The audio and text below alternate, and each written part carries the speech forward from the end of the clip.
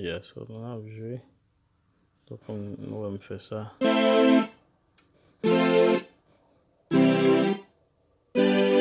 Ay sou akosa nou pral jwe men. Donc lè m pral jwe nou pral wè m degrene yo. E pi m ka move tout patou. So nap komanse.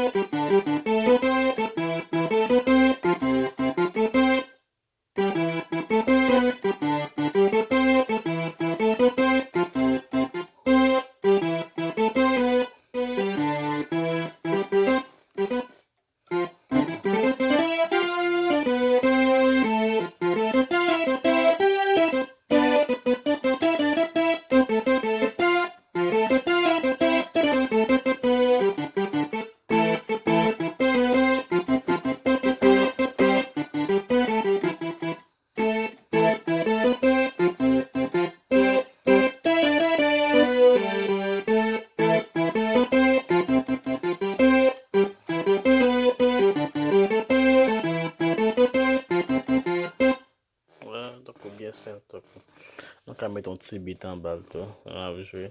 Donc ou mou tout kote fè ou fè. Tout san fè la se jist sa re I forget the name. Oubliye koman re ou fè sa. La m sonje nan an di. Donc ou mèm akwa ou fè la, ou fè la, ou fè la, ou fè la. Ou kompran? Sa e do, sa e do, sa e do.